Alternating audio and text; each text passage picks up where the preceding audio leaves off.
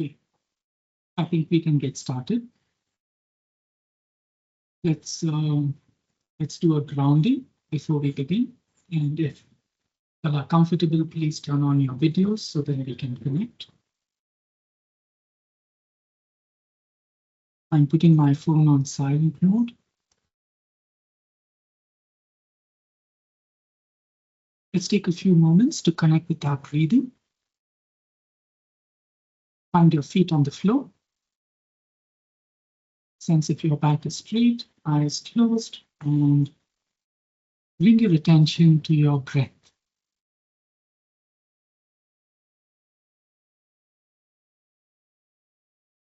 Just notice, just become aware of how you're breathing today.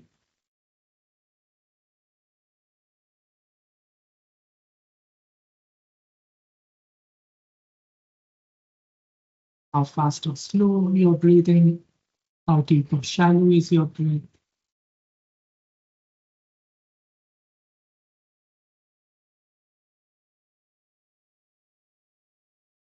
Now let's synchronize our breathing. Let's breathe in and breathe out.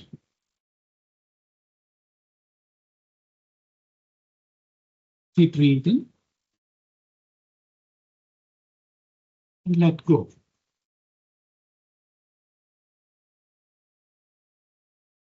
One more time, breathing in and releasing.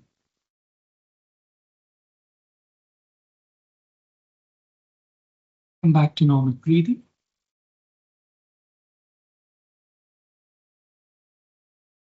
And let's connect with the divine.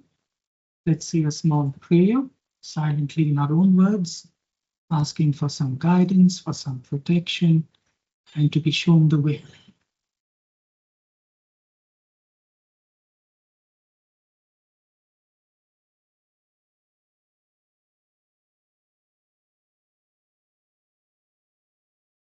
Slowly come back to your breathing.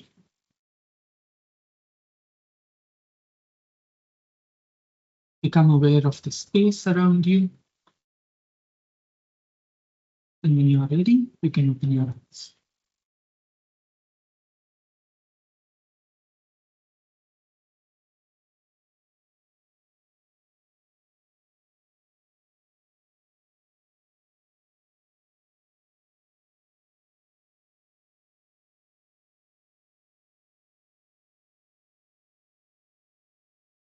Hey, welcome everyone for our Saturday session on Vedic philosophy. What I have chosen, you know, this broad overview of the Hindu Vedic scriptures. What I have chosen for this week is something that comes up in many places, right? I first came across it in the Upanishads, including the Gita. The Gita is also considered an Upanishad. I have also seen it in the Yoga Sutras, Patanjali's Yoga Sutras. So it comes up in various places. And I want to see how I can introduce this topic to you in a very light, fun, and playful way. And for that, I asked Megha to lead something. So I want to hand over to Megha, and let's see what she's got. Hello, everybody. I'm Megha, and I work and also study with Vikram. So I was happy to do some small activity for today's session. We're going to play a small game. And for that purpose, contrary to what we generally follow, you can all unmute yourself if you can. And even for the purpose of the game, if you can switch on your cameras, that would be more fun. But I leave it to you to do what is comfortable for you. Yeah. Vikram, could you share the screen? So there are these 3 categories that you can see on the screen. What I invite you to do, I hope everybody has paper and pen. Even a rough sheet of paper is okay. You don't need anything fancy. All you need to do is from the 3 categories, you select any 4 items. So say under the numbers, you can select any 4 numbers from the list that is given. Under the animals, you can pick any 4 animals. And under the colors, you can pick any 4 colors of your choice. And we can take a couple of minutes for you to just put that together. You can write it down on the paper. And then I'll tell you what next we'll do.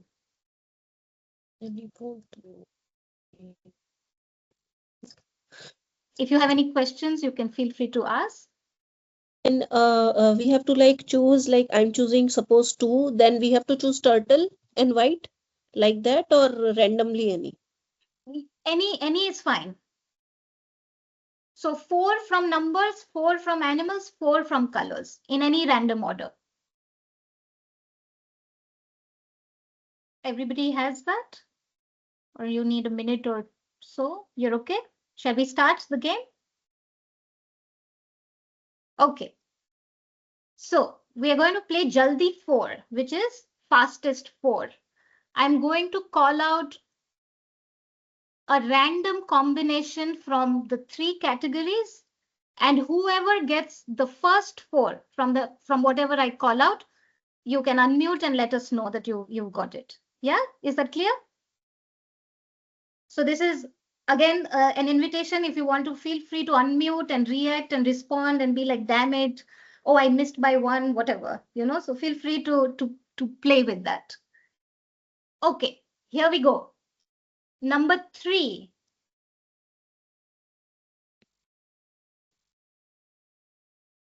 Lion. Monkey. Gray. 9. Orange. Karine has it. Yes. Yes, Karine. So I've got 3, lion, monkey, and orange. Okay. Great. So we Go have a ahead, winner. Megha.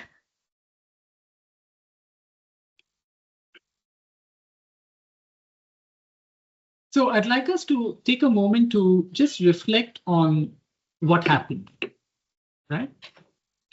First question is, how did you choose? Did you pick your favorite numbers? Did you pick your lucky colors? Did you pick only the scary animals? Did you stay away from some animals? How did you pick? Or did you just choose it at random? And the last question, how close were you to winning? I'd like to hear from the group before Megha tries something else.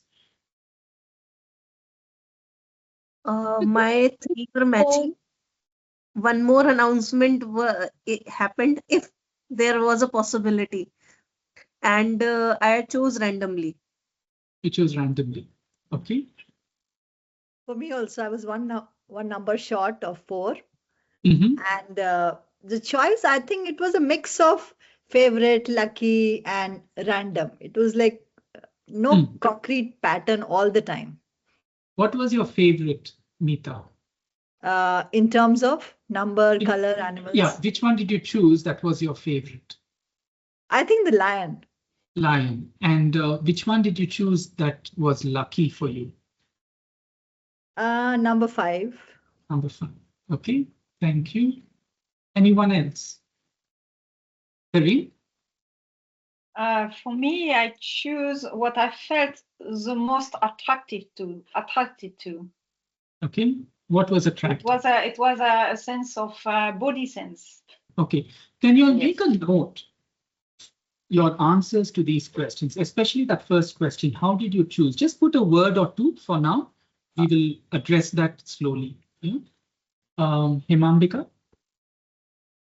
Pretty much chose everything that was either a sense of familiarity, safety, emotional connect, comfort, association. Right. So I would also say that it was very heart-led, emotion-led. A sense of comfort and safety-led. Yeah. just make a note of that, Imambika. It's very interesting what some of you all have shared. Just write that down.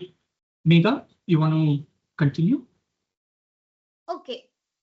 So now we are going to bring a little twist to this.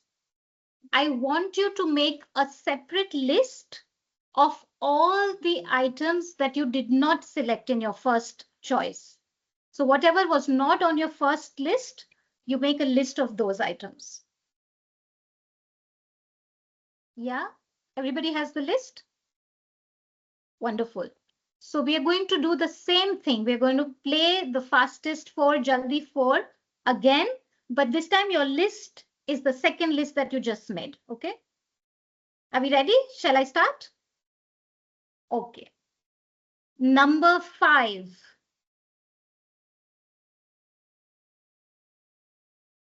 Peacock. Yellow. Lion. Pink. Number 8. Gray. No, one sec. Karin, you finished? Yeah. With 8. Okay. I'm Can you read the out what winner you did? today. So I had not in order, but yes, 5 peacock, yellow, and 8. Okay. Fantastic. Yeah. Does How did others you- want to, sorry, Yeah. does ahead, others go want ahead, to Megha. share, anybody wants to share who's been the closest, missing by 1? I want to say that if you had read out the same things previously, I would have got it in first 4 itself. All those had already ticked. Megha, why did you do this? Why didn't you pick this the first time? Okay, thank you for playing. Thank you. Thank you. I Thank you, hand over to Megha. Vikram. Yeah. Yeah. So what just happened, right? There was a full list of numbers, animals, and colors. You chose something, and each of you chose a certain way. And then we played the game. This is what just happened. But what I'm trying to bring into our awareness is a concept of fate and free will. The full list of numbers, colors, and animals is what we call as Sanchita Karma. It is the storehouse of karma, and the seeds were planted in the past. So in this case, I made that list, right? So in actual life, we plant the seeds ourselves, but for the purposes of this game, I planted those seeds. So it's the full storehouse. The way you chose is what we call as agami karma. It's the seeds that you are sowing for the future. You picked a lion or you did not. You picked a peacock or you did not. So you're putting this on your paper. You're sowing that seed for the future. The scriptures tell us that any seeds that we sow will ripen. It will ripen, whether in this life or the next. The actual game that we played, once you put down all your numbers, animals, and colors, that is prarabdha karma. These are the seeds that have ripened. Especially the ones that Megha calls out. Those flower, those bear fruit. If she had continued, all of us, all the seeds would have ripened.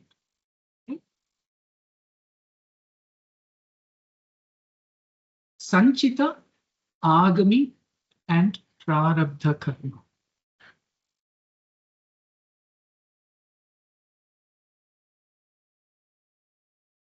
Now, we are all playing the same game.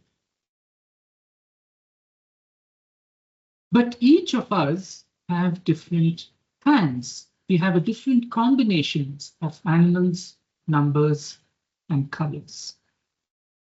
And the starting point is different in each round, right? Because in each round, you changed what you had selected. Each cycle depends on previous cycles.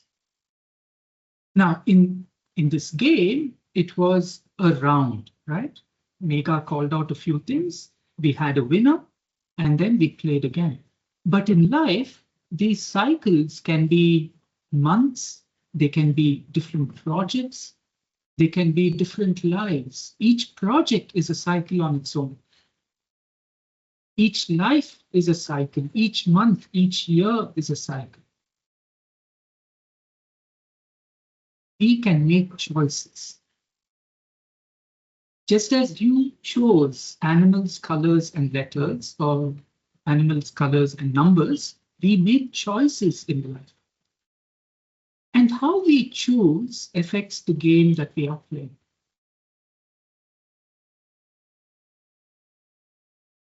Now, in all of this, the first four is what we call as fate.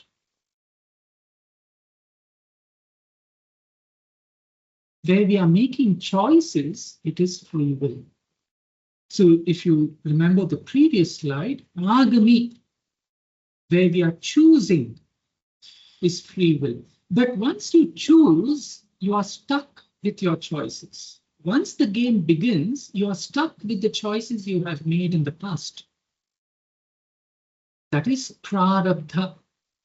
We don't have control over prarabdha. We don't have control over the seeds that have sprouted because of actions we took in the past. Now, in the work that I do, there's a lot of conversation about fate and free will, whether we have any free will or not. And my belief is that both exist. Fate and free will, destiny and choice. Now, it's not just me, right? It's even, this is what I find in many scriptures. For instance, in the Brihadaranyaka Upanishad, it is said, as it does and acts, so it becomes. By doing good, it becomes good. And by doing evil, it becomes evil. These are the consequences of actions. By doing good, it becomes good. Now, becoming good, we don't have a choice, because that is the fruit of action. But to do good in the first place, there is choice. In the Chandogya, it is said, among them, those who did good work in this world, in their past life, that is, attain a good birth accordingly. These are the consequences of actions. That is the prarabdha. These Upanishads are very old. But even older than the Brihadaranyaka and the Chandogya Upanishad is the Gita, which is almost 5,000 years old. And in the Gita, Krishna says, contemplate on what I have taught to you, and then do as you wish. He gives Arjuna the choice to do whatever Arjuna wants to. He's giving Arjuna choice. He's giving him free will. The Gita is extremely old. What happens in contemporary times? We have Sri Aurobindo, who says if we go back to the true Hindu teaching, both fate and free will are recognized. In Sri Aurobindo's own words, he says freedom and determination are two sides of the same coin. Freedom is choice. I have the freedom of choice. Determination is fate, destiny. I don't have a choice. Freedom and determination are both part of the same thing. Yamita. I'm not very clear about the meaning of determination here. I thought a person is determined to do something, right? So that, don't we have that freedom? I make a choice and then I'm determined to make it happen. Yeah, the way I read it is something that has been determined will happen. Right? Maybe we can look at the context in which this was stated. That will shed more light. But many a time we see that Sri Aurobindo recognizes fate and free will.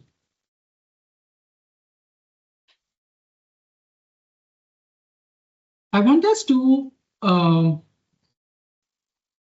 discuss this in breakout rooms. I'm going to share 3 or 4 questions. See if you can take a screenshot or you can make a note of it. First is, in your life, what is already in motion? What is in play that cannot be undone? You can think of relationships, you can think of career, you can think of whatever. What is already in motion? Second question, what choices are you making now that will shape your future? Third, what lies beyond what you directly see or control?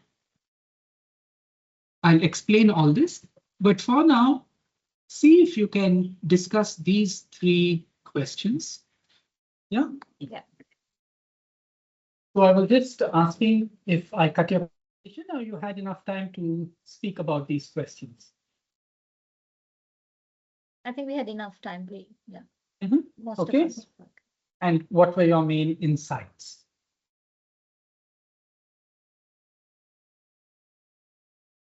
Do we have fate? Do we have free will? Is it all fate?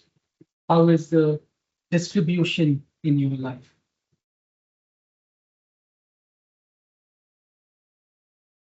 I think what resonated with me, Vikram, is something Megha shared. I mean, I think it really clarified in that sense that prarabdha is, what we are carrying forward from the past. And just the second question, the agami, is how do I choose to create in the present moment? That also then goes on to determine, what am I therefore creating and going to experience in the future? And Sanchita is, therefore, from what I have understood from everything shared in this group, is that Sanchita can be influenced by agami, because Sanchita is set in motion or is constantly coming to life as agami comes to life. But there's a very, it's very bizarre and random. But there were 2 words that came to my mind when you first said that third question, which was death and blessings or miracles, because I can't control it. I don't directly see it, but it also happens. I mean, I know it as truth, or I've experienced it, in my life. So yeah, this is how I understood from what everybody shared. And yeah, thank you. Thank you for sharing, Himambika. I think what you said is right. And this was also a question Meeta was asking earlier. What is Sanchita that we cannot directly see? It is said that the choices we make, we are planting seeds that may not have sprouted as yet. That goes into that bag of Sanchita. So the choices we make at the moment, agami, is just increasing the bag of Sanchita karma. And at some point in the future, those seeds will ripen. It will become prarabdha. Sanchita is the full bag of karma, full bag of seeds that we have planted. And the other point, Himambika, that you brought up, very important, on grace, on miracles. how does that feature into this? Now, over here, there are different schools of thought. The Buddhist school of thought, what the Buddha says is that all the seeds, you have to address them. We have to pay the consequences of our previous actions, and there is no escape. This is what the Buddhist teaching is.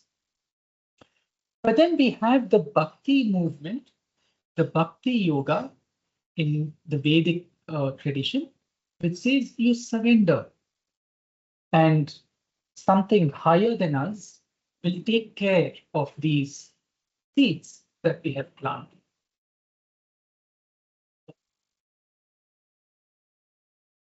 In between, we have what Krishna has said. What Krishna says is that if we can become aware of the actions we are taking, if we can dedicate those actions to Him, with a capital H, then those actions will not bear fruit, and He will take care of any seeds that we have planted. So there are, I'm seeing three different extreme ways, and Krishna's being the middle one, the Gita. So where this is concerned on karma, what Krishna has said is on Bhakti Yoga, Krishna has said, surrender to Him. Surrender the fruits of action to Him. Do your action, but surrender the fruits to Him. So that means, if I put it into day-to-day language, I have to do my work. I have to post on Instagram. That is my work. But how many likes I get, how many followers I get, I surrender that to Him. I give it up. I focus on posting. You see the difference, the action and the fruits of action. If I'm writing an exam, my job is to study. My job is to write the exam. How much I get as a result, how many marks I get, I have to leave it up to Him. Because you see, in all of this, it is not just me who is involved. There are so many other people who are involved. It is not possible for me to decide how many marks I should get, how many likes I should get, how many followers I should get. There are so many other people connected. So it is beyond our individual capacity to decide the fruits of action. But He does not say, don't do your action. He says, do your action. Do what you have to do. Don't focus on the result. So for me, Krishna is in the middle way between the two extremes. One extreme saying, you have to pay the fruits. You have to pay the consequences of all actions. And the other extreme says, just surrender. By miracle, by grace, your seeds will be taken care of. These are the two extremes. But what are your thoughts? I'd like to hear from the others over here.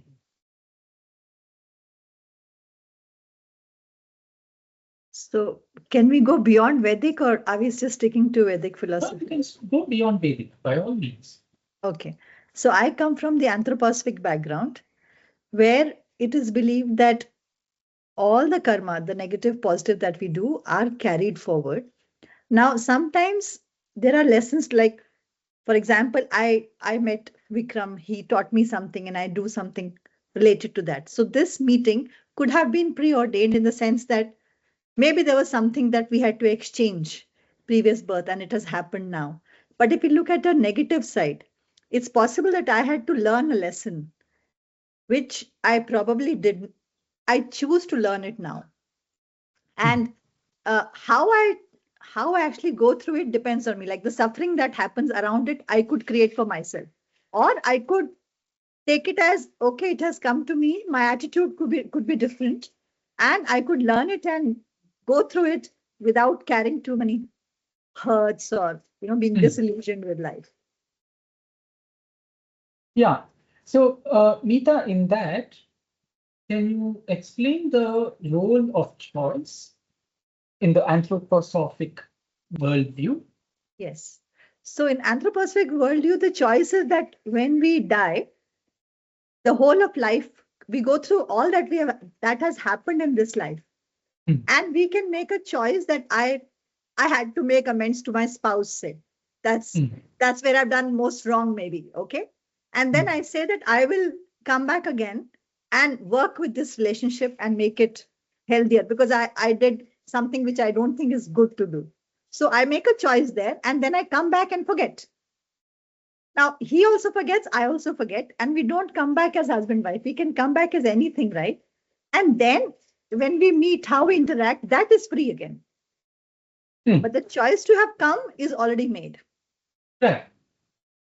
Can you share the same thing on a day-to-day basis rather than life and death?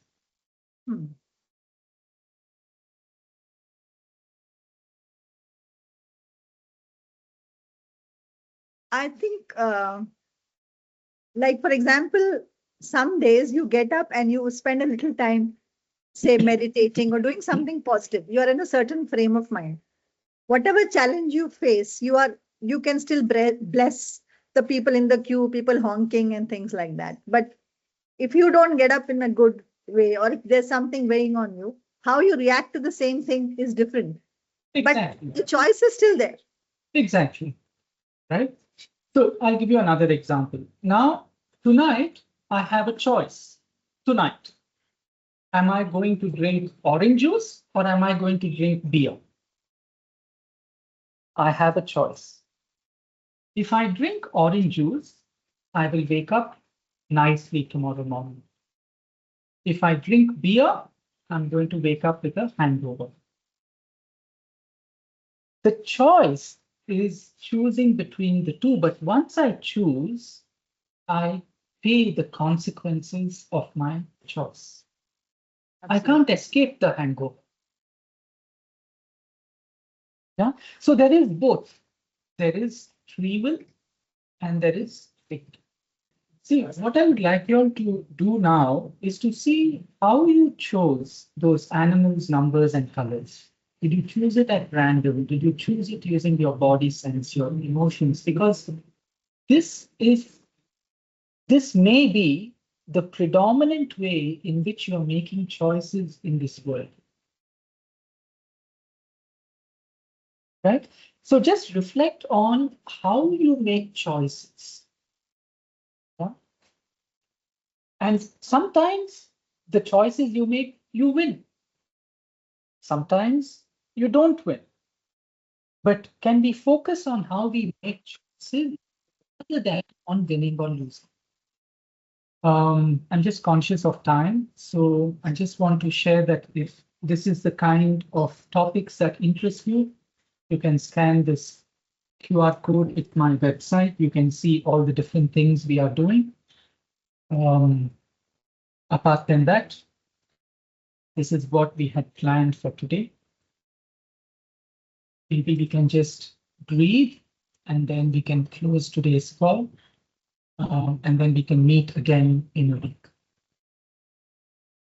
Shall we breathe?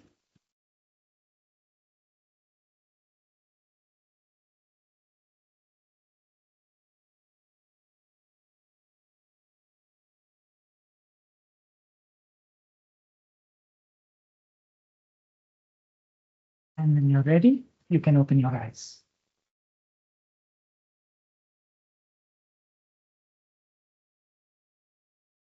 Thank you, everyone. And Thank you. I hope to see you in a week. Thank you, Megha. It Thank was you. a fun game.